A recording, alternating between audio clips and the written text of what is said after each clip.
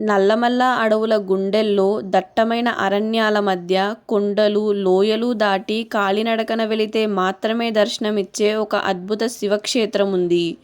ఈ ఆలయం సంవత్సరమంతా తెరిచి ఉండదు. కేవలం చైత్ర పూర్ణిమ సందర్భంగా కొద్ది రోజులే భక్తులకు దర్శనం లభిస్తుంది. అదే సలేశ్వరం లింగమయ్య స్వామి ఆలయం. అసలు ఈ ఆలయ చరిత్ర ఏమిటి? బ్రహ్మదేవుడు ప్రతిష్ఠించాడనే కథ ఎంతవరకు నిజం?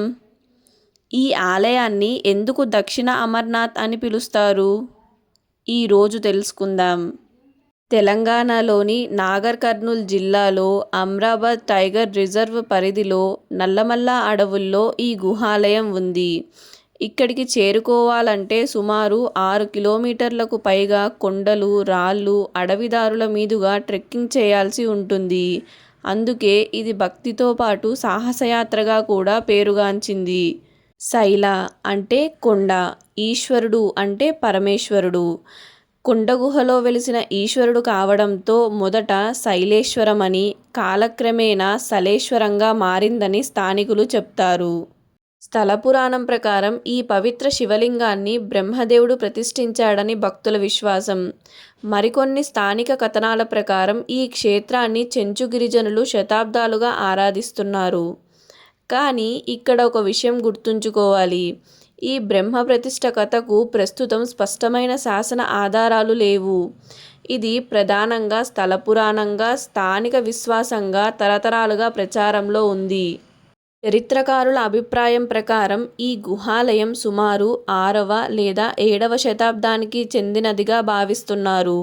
ఇటుకలు, సున్నంతో నిర్మించిన ఆలయ భాగాలు కూడా ఆ కాలాన్ని సూచిస్తున్నాయి. అలాగే 16వ శతాబ్దంలో రచించబడిన శ్రీ పర్వత పురాణంలో ఈ క్షేత్రం ప్రస్తావన కనిపిస్తుంది. ఈ ఆలయంలోని అత్యంత అద్భుతమైన విశేషం సహజ జలపాతం.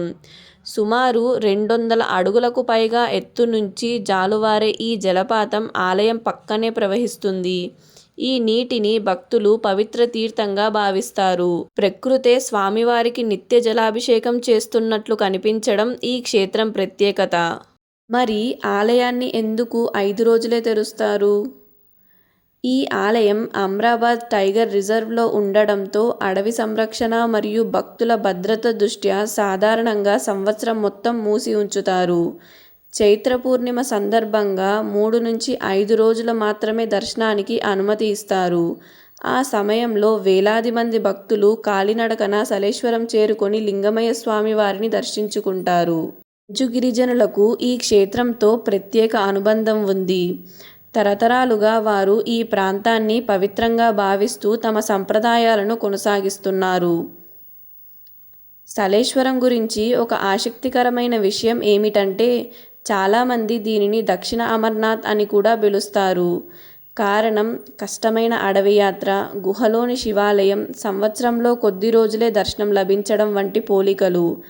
అయితే ఇది అధికారిక పేరు కాదు, భక్తుల మధ్య ప్రాచుర్యం పొందిన బిరుదు మాత్రమే.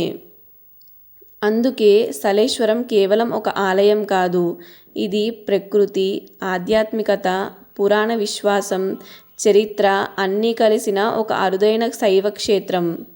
ఇలాంటి మరిన్ని పురాణ, చారిత్రక మరియు ఆధ్యాత్మిక కథల కోసం మన చిన్నూస్ హెరిటేజ్ హబ్ను సబ్స్క్రైబ్ చేసుకోండి.